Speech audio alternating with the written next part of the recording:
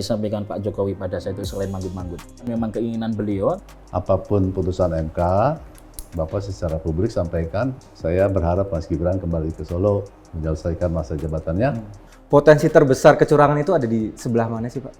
Ya di sebelah paslon yang didukung presiden lah. Melihat perubahan Pak Jokowi pada saat kapan sih sebetulnya? Meng-ASN-kan pegawai KPK itu yang menghilangkan independensinya. Misalkan kemudian Pak, Gibran tidak ke Prabowo, tapi ke Ganjar. Berarti kan dia tetap loyal terhadap partai. Apakah gerakan jaga pemilu ini tetap akan ada, Pak? Karena yang kita persoalkan kan bukan kemana dia bergabung, tapi proses. Ini satu-satunya jalan kalau memang ada indikasi seperti begitu. Yang bisa melawan, yang bisa menghentikan adalah rakyat. Betul.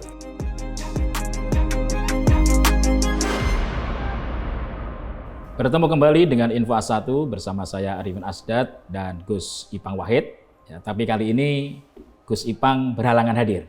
Ya. Jadi saya ditemani oleh Ikhwanul Habibi atau disebut Gus Habibi. Gus Habibi. emang Gus Ipang kemana, Mas? Gus Ipang kemana emang? Gus Ipang memang sedang satu tugas ini, ya untuk mencari info langitan. Ya, Oke. gitu. Jadi mencari informasi-informasi A1 lah. Oke. Ya. Jadi tidak bisa hadir kali ini. Jadi keliling-keliling lagi nyari informasi langitan lah. Ya, memang beberapa kali saya tugasin, Bi. Oke. Dia, Bi. Ya, dan dia sangat senang begitu ditugasin oleh Info A1. Masuk ke semua gitu ya, kemana-mana. Masuk ke semua. Cari ya, kelihatan pokoknya. Ada di sini, ada di mana-mana. Oke. Bi. Ya. Akhir-akhir ini ya sudah masuk dalam masa kampanye kan ya. Ya, betul. Dan kita lihat masing-masing capres-cawapres sangat sibuk dengan kampanye. Bahkan beberapa kali keluar kota, saya lihat ya, keluar Jakarta.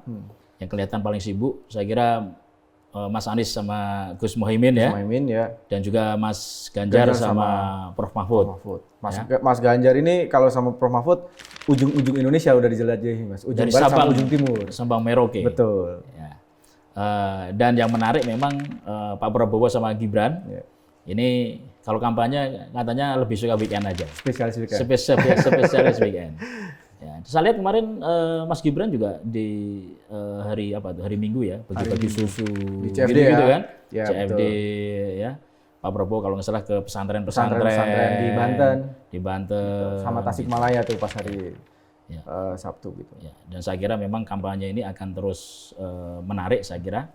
Ya, mereka menjalankan gagasan maupun juga gimmick-gimmick sebetulnya. Dia kepada publik dan masih waktunya masih cukup panjang karena sampai tanggal nanti mungkin 10 atau 11 Februari ya kalau salah ya.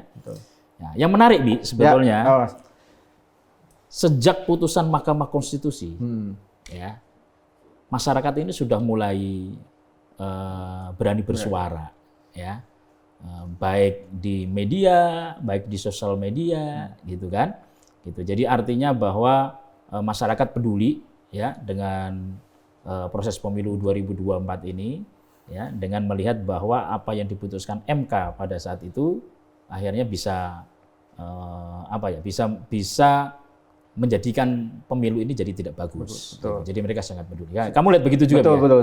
Jadi sepertinya kemudian putusan MK yang akhirnya membuat Gibran bisa maju dan menjadi cawapresnya Prabowo gitu, membangunkan ini Mas, masyarakat gitu. Masyarakat yang selama ini mungkin tidur atau tidak berani sebetulnya. Betul, ya kan? Tidur atau nggak berani atau nggak peduli gitu ya. Tiba-tiba ada apa ini, kemudian mereka mulai bersuara. Karena kalau kita lihat misalkan kemarin mahasiswa gitu. Mahasiswa ya. Selama masa pemilu ini kan kayaknya mahasiswa masih agak slow-slow saja gitu, kecuali di kampusnya masing-masing gitu ya Mas ya. Tapi kemudian kemarin ada demo yang cukup bagus lah ya, demonya di Yogyakarta, demo gerakan ada tulisannya tuh Mas. Republik Rasa Kerajaan. Gitu. Itu protes-protes yang kemudian memang protes dan sindiran ya terhadap kondisi sekarang. Mereka melihat begitu. Betul. Memang harusnya mahasiswa itu harusnya bergerak. Betul. Ya, jangan sampai orang-orang yang bergerak itu orang-orang tua aja, ya kan? Mahasiswa ini harus bergerak, jangan sampai nggak peduli dengan kondisi seperti ini. Bi, kemarin juga ada demo di Jogja ya. Itu terkait dengan pernyataan Ade Armando ya? Armando. Apa sih itu dia menyampaikan apa sih? Jadi kan kalau yang kita lihat kemarin itu kan karena sebenarnya berawal dari demo itu tadi Mas, demo yang bertuliskan Republik Rasa Kerajaan di Jogja gitu kan. Terus Ade Armando kan nyeletuk gitu. Ya sebenarnya mereka demo itu kan yang praktek politik dinasti itu ada di Jogja gitu. Ya memang Jogja kerajaan kan memang kondisinya. Nah karena memang dari celetukan Ade Armando itu kemudian berlanjut ke demo lagi yang kemudian meminta Ade Armando untuk ditangkap lah, untuk dilaporkan ke polisi dan lain-lain gitu. Karena dianggap tidak paham bagaimana Jogja seharusnya gitu. Tapi akhirnya Ade Armando Minta maaf. minta maaf. Betul. Ya. Nah, Bi, ya ini dengan gerakan-gerakan masyarakat, ini sebetulnya ada beberapa tokoh. Dan kalau saya lihat nih tokoh-tokoh ini sebetulnya dulu sangat mendukung Jokowi di awal-awal Presiden Jokowi ya, pada saat 2014 ya. Bahkan mungkin saat gubernur mereka juga mendukung ya.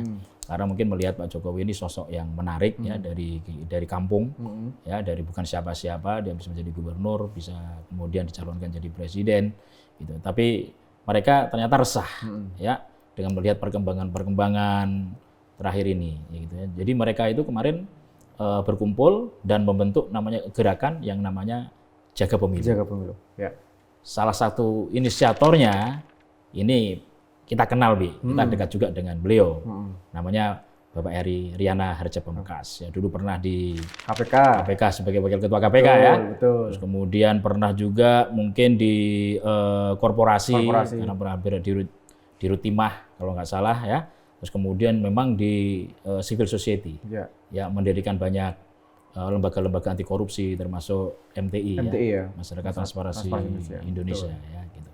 Kita panggil aja, Bi. Betul. Kita langsung gali lebih dalam ke Pak Eri Riana. Silakan Pak Eri Riana. Oke, Pak Eri. Wah, selamat datang Pak Eri. Selamat datang Pak Eri di Info A1. Terima kasih, Bi. Lama kita nggak ketemu Pak Eri. Iya. Ya, tapi beberapa hari kemarin ketemu ya sebetulnya peluncuran bukunya Pak Sudirman. Saya lihat Pak Eri ya. Tapi tampilan masih oke ya. Alhamdulillah. Aktivis selalu seger gitu. Oh iya. Maksudnya aktivis itu karena kewarasan pikiran juga terjadi. Nah, itu dia.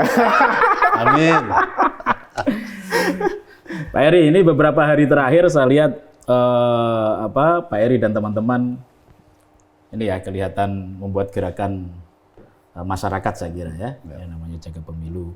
Nah, mungkin bisa diceritakan dulu Pak Eri, ya background-nya itu seperti apa sih? Kok kemudian kita Pak Eri membuat gerakan Jaga Pemilu? Pertama kan kalau Anda masih ingat kami membuat maklumat Juanda. Maklumat Juanda, ya betul. Sebagai reaksi terhadap putusan MK nomor 90. Iya. Itu maklumat Juanda itu tanggal berapa Pak Eri? Tanggal 16 sore. Tanggal 16 sore. Jadi pas hari yang sama ya. Sama. Ya. Tapi setelah semua keputusan Dibacakan dibacakan ya. oleh MK. Reaksi kami adalah ketidakpercayaan kepada MK karena MK menyalahi etika kenegaraan. Benturan kepentingan tidak dianggap sebagai sesuatu yang penting dan mereka tetap memutuskan seperti itu. Sementara kita semua kan sadar bahwa MK itu kan jadi wasit nantinya pada waktu pemilu yang sengketa bukan pemilu hanya, nanti ya. Sengketa pemilu. Nah, dari situ kami bereaksi dengan maklumat Juanda. Nah, turunannya adalah kita harus jaga pemilu. Seperti juga pada tahun-tahun yang lalu ada kawal pemilu, ada komite pengawas pemilu, semacam pemilu itu independen, ya. KIPP ya, KIPP. betul. Kenapa kita tidak hidupkan lagi itu, tapi dengan nama lain, Jaga Pemilu. Jadi itu latar belakang utamanya kekhawatiran terhadap pemilu yang berintegritas dan bermartabat. Itu. Tokoh di yang menginisiasi maklumat Juanda dan juga kemudian Jaga Pemilu ini hampir sama atau agak berbeda. Bisa dijelaskan Pak Eri? Ya? Walaupun intinya dari maklumat Juanda ada Mas Gunnar Muhammad, ada Natalia Subagio, ada Sulistiawati Irianto, dan banyak lagi yang lain. Ada Harkristuti Harkrisnowo, Renald Kasali, macam-macam lah. Ya. Termasuk aktivis-aktivis dari berbagai LSM. Ya. Tapi ini Pak Eri, apakah kemudian bisa kita katakan bahwa Jaga Pemilu ini lahir ya karena ada putusan MK yang memenangkan Gibran. Akhirnya memberikan kesempatan untuk Gibran. Ya, puncaknya adalah putusan MK. Tapi kekhawatiran terhadap pemilu yang tidak berintegritas kan sudah ada dari sebelumnya kan. Tapi kemudian memuncak ketika ada putusan MK. Karena kita tidak bisa lagi mengandalkan MK jujur, berintegritas dan bersih sehingga bisa menjadi wasit yang adil. Nah, oleh karena itu kami menggerakkan masyarakat, membuat gerakan masyarakat jaga pemilu dalam rangka membantu Bawaslu. Tentu saja kami akan mendaftarkan diri pada Bawaslu supaya menjadi resmi. Nanti bersama-sama Bawaslu kita mengawasi jalannya kampanye sampai dengan pencoblosan pada 14 Februari yang akan datang. Mbak Heri, terkait dengan maklumat Juanda tadi, Ya. saya dengar kemudian gara-gara maklumat Juanda, kemudian Presiden Jokowi ingin bertemu dengan para tokoh yang maklumat Juanda ya. Betul Nah, itu? itu sebelumnya. Oh, itu malah sebelumnya? Maklumat Juanda kan tanggal 16. Heeh. Abdi Sleng sama saya itu bertemu Pak Jokowi dan Pak Pratikno itu 15 malam. 15 malam. Hari Jadi Minggu. 1 hari sebelum MK. MK, pembacaan putusan MK ya. Betul. Jam 8 malam di Istana Negara. Gitu. Itu Pak Heri langsung yang datang? Atau? Betul, saya sama Abdi. Oh, berdua aja. Disaksikan Bapak Presiden didampingi oleh Pak Pratik, Mensesnek. Pada saat itu memang sudah menyampaikan terkait dengan MK gitu maksudnya Pak Heri kepada Pak Presiden Jokowi menyampaikan itu. Udah menyampaikan kepedulian kami, kekhawatiran kami, kepedulian kami seandainya betul Mas Gibran akan dicalonkan sebagai cawapres. Apapun putusan MK ya, kami waktu itu belum tahu. Tapi berarti memang pada saat itu Pak Heri dan kawan-kawan memang sudah risau ya. Ya, sangat Risau karena Pas Gibran pada saat itu sudah sering disebut. Sudah Sudah menjadi semakin nyaring. Sudah semakin nyaring. Ya. Terus apa yang disampaikan Pak Heri kepada Pak Presiden? Ya, pertama kami khawatir ini akan menambah persepsi yang tidak baik untuk Bapak. Karena sebagai pendukung Jokowi kita ingin melihat Bapak itu berhenti dengan elegan, dengan baik. Ya. Husnul khotimah lah. Husnul khotimah. Sehingga dikenang sebagai negarawan dalam jangka panjang. Ya, manggut-manggut loh Pak Jokowi. Kita udah GR aja kan, kita pikir ya bakal diikuti gitu. Walaupun ternyata tidak. Apa yang disampaikan Pak Jokowi pada saat itu selain manggut-manggut? Ya, Nggak menceritakan bagaimana memang Gibran memang keinginan beliau atau seperti apa? ya awalnya beliau menceritakan mengenai perekonomian Indonesia yang semakin membaik. Dan kita akan menjadi negara besar dalam beberapa dekade yang akan datang. Oleh karena itu perlu stabilitas politik. Nah itu kata kuncinya, stabilitas politik. Stabilitas politik, kemudian macam-macam lah, hilirisasi, IKN, infrastruktur, kita bahas semuanya. Ya. Kita mengerti, kita paham, tapi kita khawatir karena persepsi Bapak selama ini, atau paling tidak beberapa bulan terakhir ini semakin buruk. Dan kami pikir kami ada ada kepentingan yang genting untuk menyampaikan kepada Bapak. Oke. Dan pada saat itu Pak Heri menginginkan hanya supaya Pak Jokowi tidak menyetujui begitu ya terhadap Gibran atau gimana? Yang ngobrolnya macam-macam lah panjang lebar itu ini. Okay, sampai akhirnya beliau meminta masukan dari saya. Dan masukan saya dari Pak Heri? Ya nomor satu, persepsi bahwa Bapak itu terlalu jauh intervensi dalam pencapresan dan pencawapresan itu harus diperbaiki Pak. Syukur-syukur dengan bukti lah bahwa Bapak itu netral. Itu dicatat. Kemudian yang kedua apa? Apapun putusan MK, Bapak secara publik sampaikan, saya berharap Mas Gibran kembali ke Solo, menyelesaikan masa jabatannya dan loyal kepada partai pendukung. Oh, beliau terima juga, catatlah. Pak Heri menyampaikan supaya beliau loyal kepada partai pendukung. Iya dong. Ini yang nyatet Pak Jokowi atau Pak Pratik saat itu? Yang nomor dua-duanya. Oh, dua-duanya. Yang pertama Pak Pratik.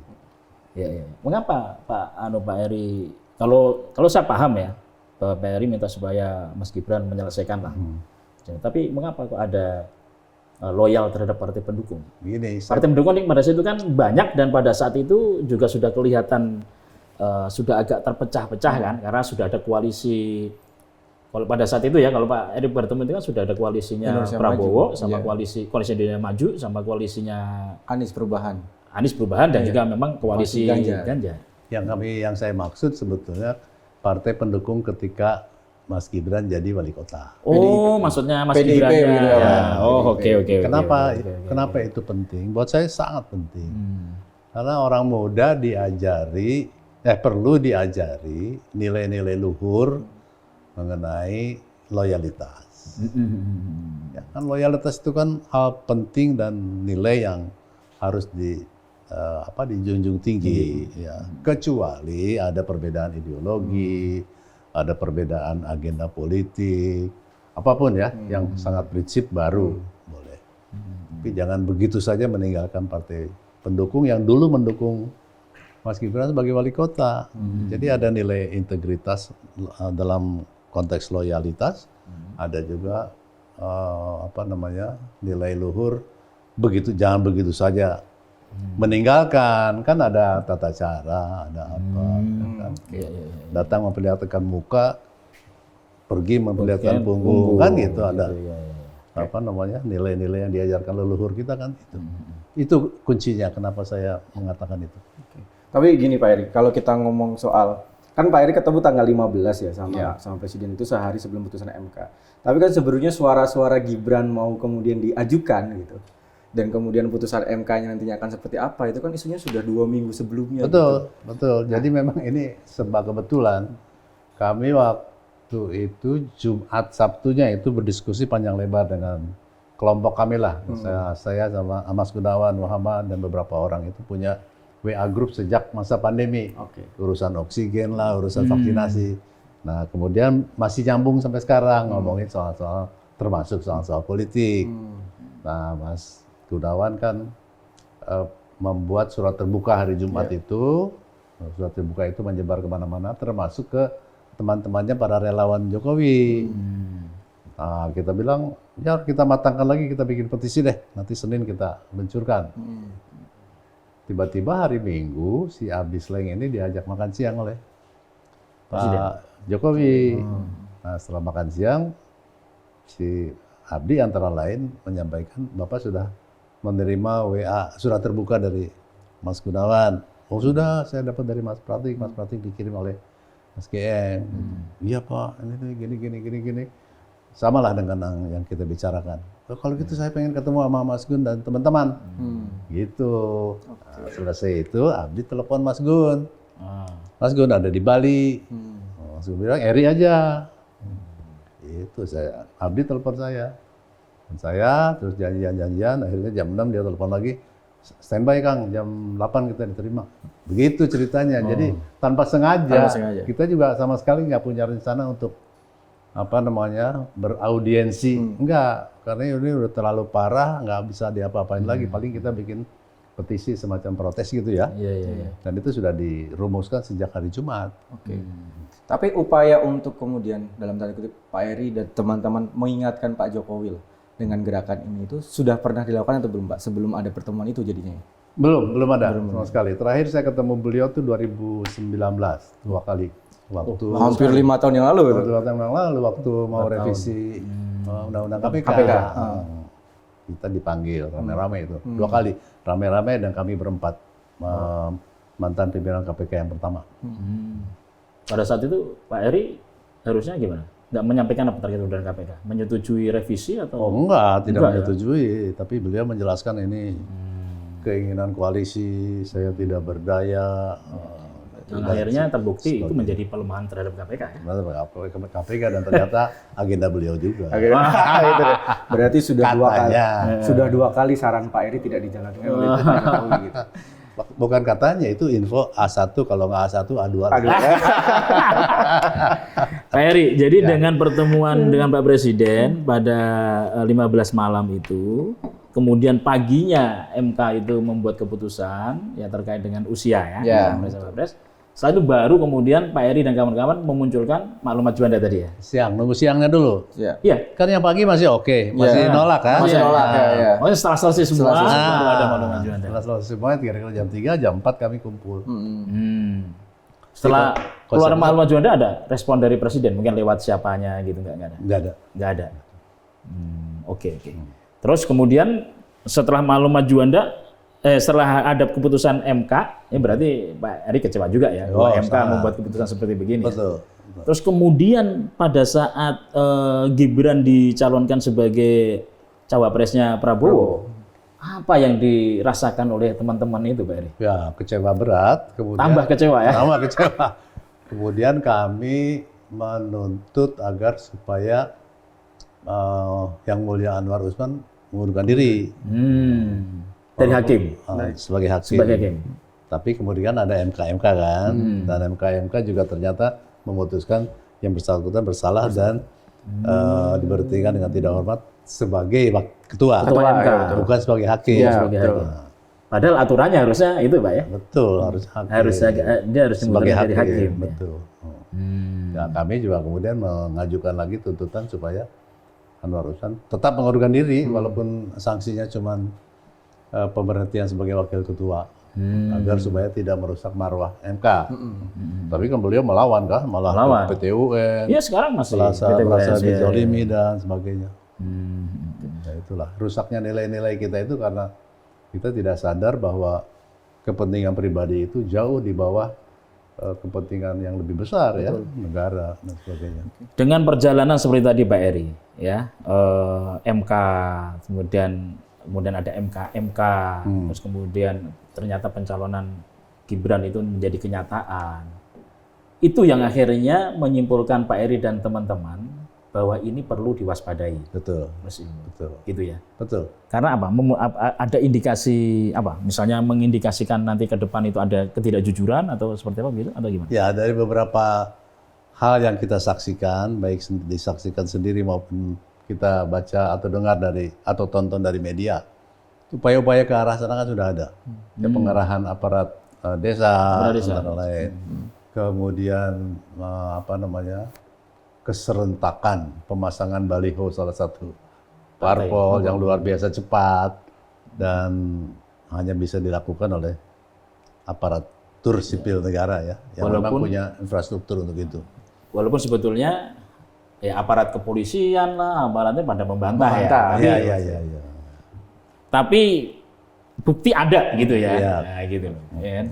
Tapi kalau menurut Pak Eri dengan berbagai macam hal itu ya Pak ya, yang kemudian memang pemilu ini harus dijaga, gitu. Potensi terbesar kecurangan itu ada di sebelah mana sih Pak?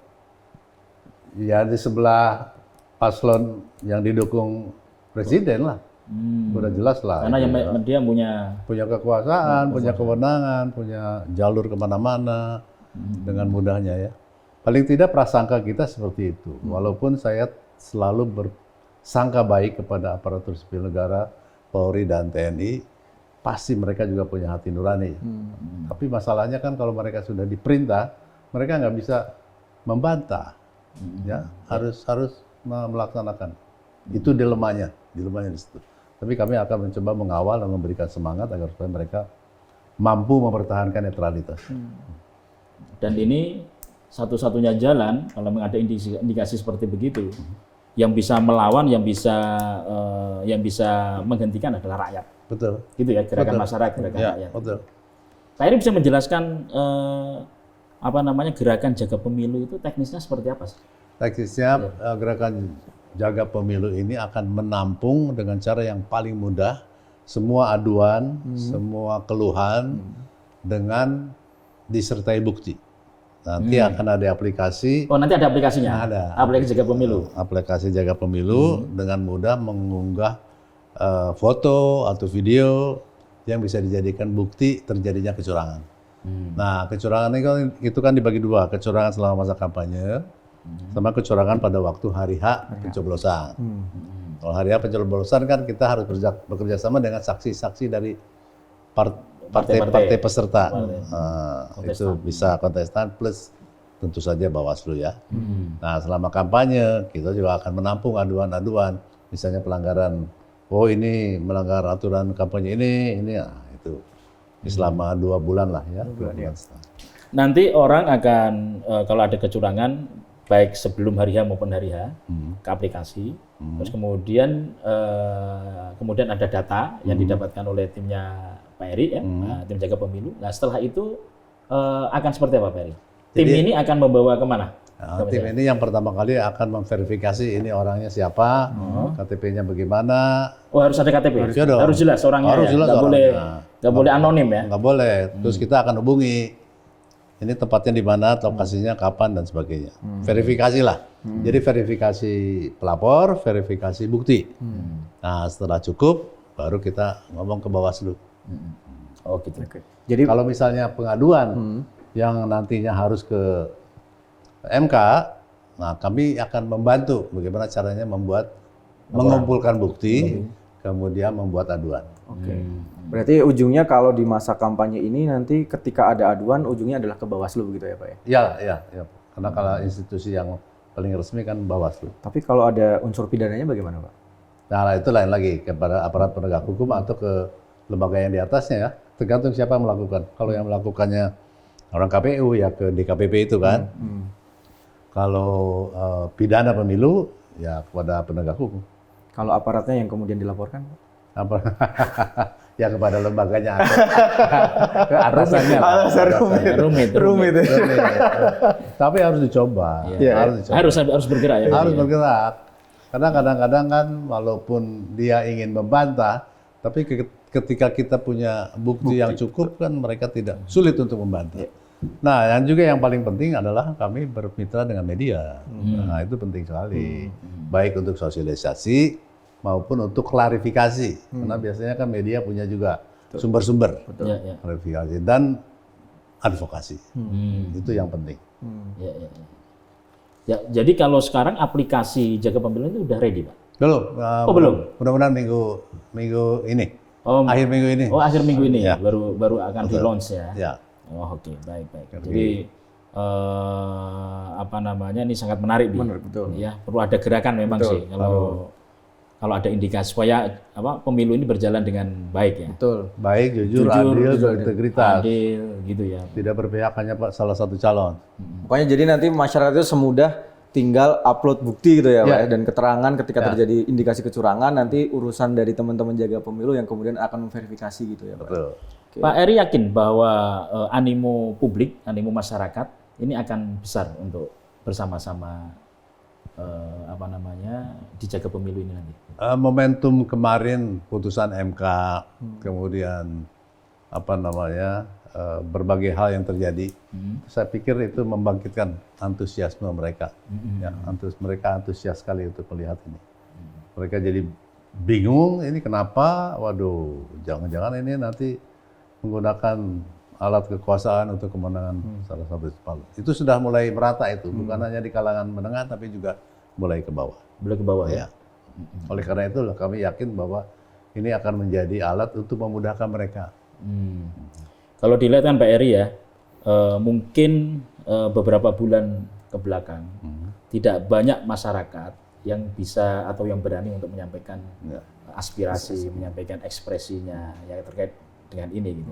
Tapi puncaknya pada saat putusan MK, kemudian berani, pada banyak yang berani gitu ya kira-kira ya. Karena gitu, termasuk mahasiswa kalau saya lihat. Ya, kemarin Badan Eksekutif Mahasiswa di Jogja ya. Demo di Jogja ya. Di Jogja. Itu bagus dia menggunakan kaos Republik Rasa Kerajaan. Rasa Kerajaan. Wah, misalnya kayak gitu. Ini kan mulai ke bawah ya berarti ya. Maksudnya gitu ya.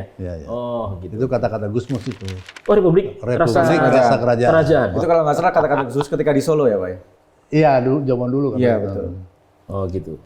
Oke. Nah, Pak Eri, kalau kemudian Pak Eri dan teman-teman Jaga Pemilu melihat kondisi pemilu kali ini gitu ya Pak ya, dibandingkan dengan pemilu-pemilu sebelumnya, kualitas demokrasi kita gimana sih? Sebetulnya yang 2014-2019 juga ada lah kecurangan, tapi orang masih bisa memaafkan lah ya, tidak terlalu menonjol. Nah, yang sekarang ini istimewa karena salah satu paslon didukung oleh presiden yang berkuasa. Itu belum pernah terjadi. Belum pernah terjadi, ya. Belum pernah terjadi. Belum. Betul. Belum. Waktu SB. Bahkan presiden yang kemudian anaknya menjadi cawapres itu juga baru terjadi kali ini. Itu lebih lagi. Baru sekali. Sekali ini. Mudah-mudahan cuma sekali ini. Iya. Pak Eri dan kawan-kawan ini dulu pada tahun 2014 ya, mendukung Pak Jokowi. Iya. penuh gitu ya. Saya Full. kenal Pak Jokowi waktu beliau jadi gubernur, beliau minta saya jadi komisaris utama MRT. Oke. Lewat orang lain, terus saya minta ketemu. Saya terkesan sekali karena Pak Jokowi ada pesan apa untuk saya sebagai komut. Saya pengen MRT jadi. Baik, saya akan laksanakan. Terus kalau ada yang macam-macam boleh saya sikat. Gitu.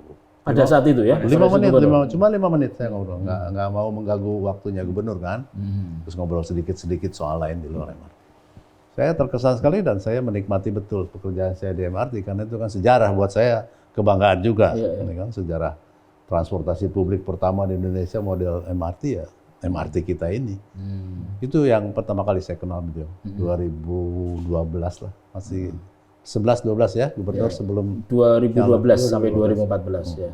Terus kemudian 2014 dukung Pak Jokowi. Dukung saya di karena masyarakat pada saat itu juga kelihatan iya. ya. Kan Pak Jokowi menjadi media darling saat itu. kan fenomena, Mas. Ada orang biasa, bukan anak jenderal, bukan anak proklamator, bukan anak siapapun. Bukan anak presiden. Bukan anak, apalagi anak presiden. Bisa jadi gubernur, bisa jadi presiden. Kita senang kan, ini inspiring betul, ya, menginspirasi kita sehingga membuat orang semangat. Kita bisa jadi seseorang walaupun kita bukan anak siapa-siapa. Kan itu yang sayangnya justru karena bukan anak siapa-siapa itu malah jadi begini. Iya. Sebenarnya Sayang banget. Jadi merusak siapa-siapa itu. Pak Eri artinya memang melihat Pak Jokowi ini berubah ya. Maksudnya dibanding pada saat ketemu pertama pada saat jadi gubernur. Berubah. Pak Eri dan kawan sebetulnya melihat perubahan Pak Jokowi pada saat kapan sih sebetulnya? Kalau pengamatan saya memang Pak Jokowi kalau soal pencitraan jagoan, ya. Dari sejak gubernur jago, hebat lah. Yang gorong-gorong, yang pengawal dia kecokan, pokoknya ke sana dia sebelok sini. Yang gitu-gitulah, hebat lah. Tapi permulaan saya kecewa itu ketika anak dan mantu jadi wali kota ya. Tapi ya udahlah, oke, saya masih maafkan lah. Tapi ketika undang-undang KPK direvisi, itu pun revisinya sebetulnya sih Dewan Pengawasnya saya setuju. SP3-nya ya 50-50 lah. Ada bagusnya, ada jeleknya. Tapi peng-ASN-kan pegawai KPK itu yang menghilangkan independensi ya.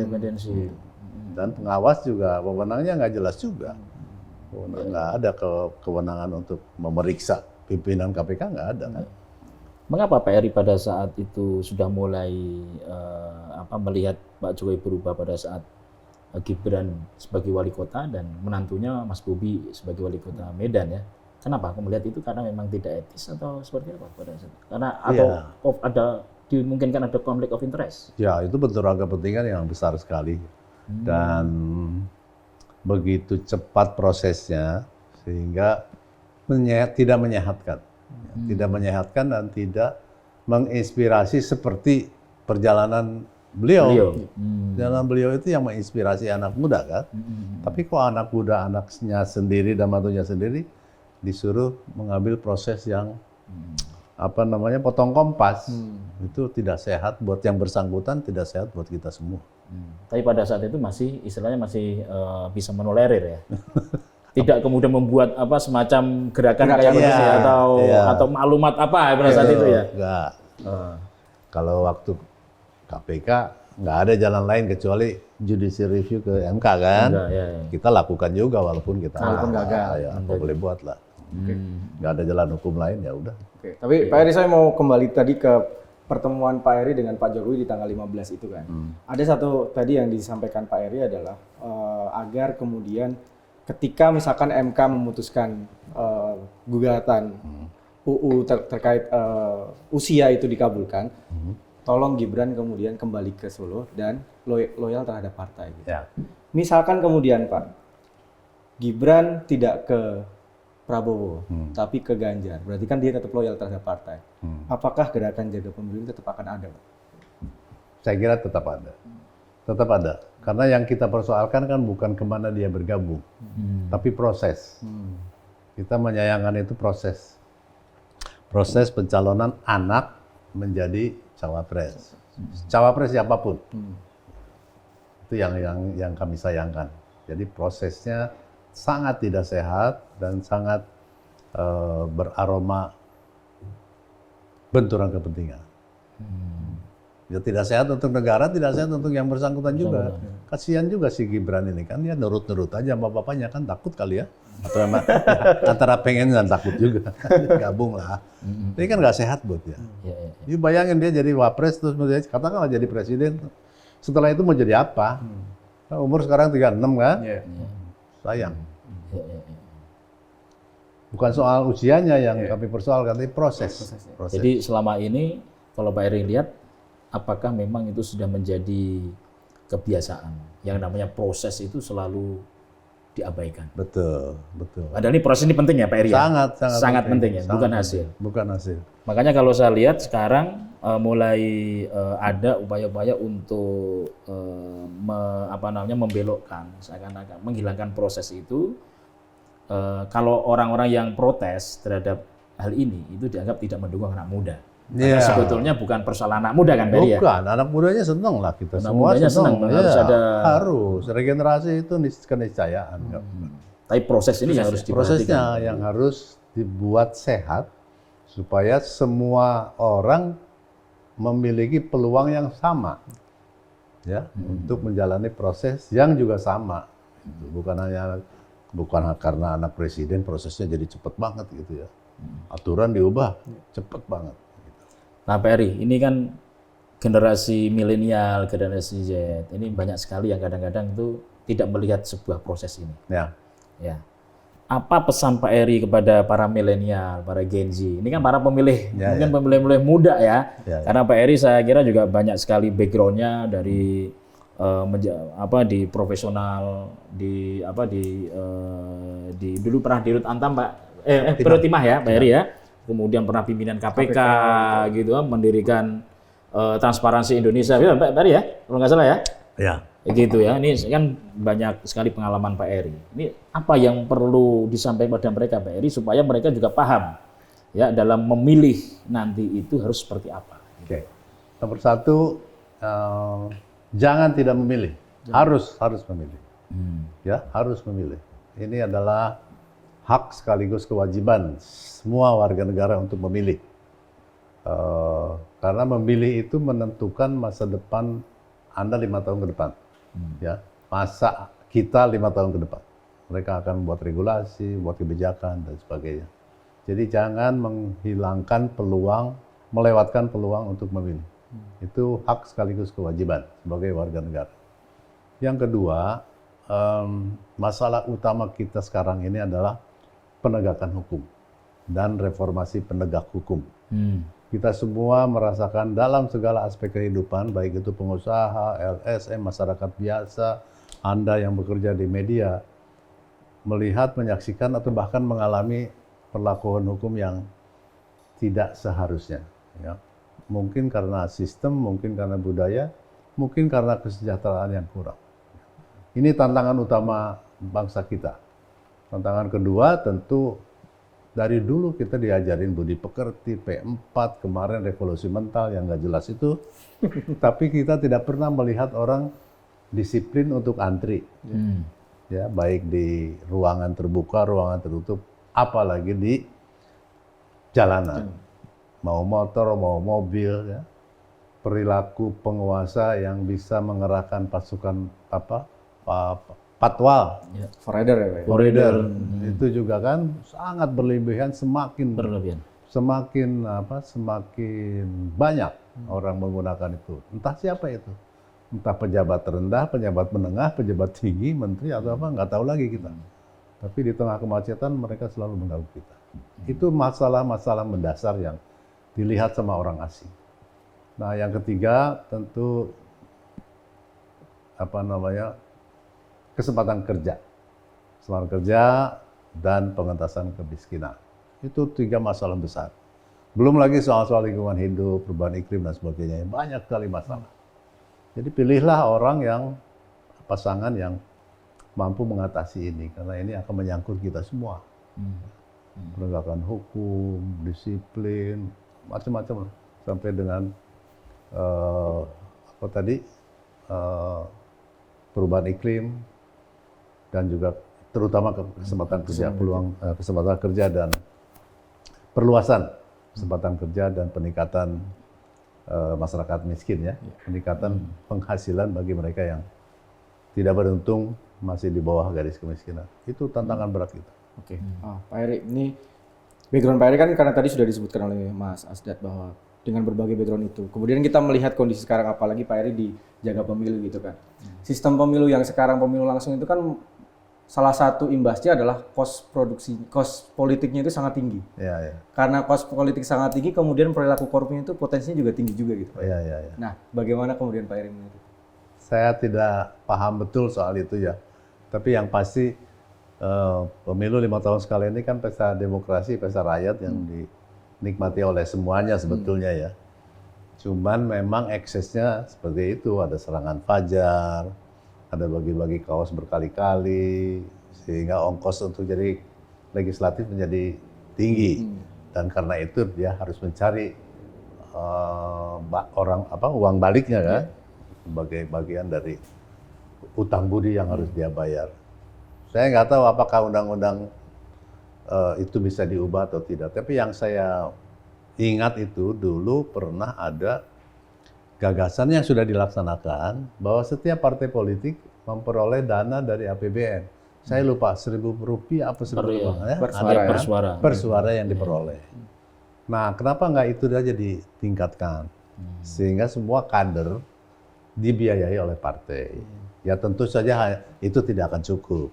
Tapi kan semua partai punya pendukung-pendukung dananya juga. Jadi menurut saya itu semua bisa dilakukan kalau kita mau. Ini soal kemauan aja sebetulnya. Undang-undangnya mau diubah boleh, enggak juga nggak apa-apa.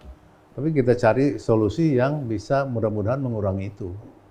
Betul apa yang Anda sampaikan, memang itu meningkatkan upaya korupsi karena mereka harus balas budi.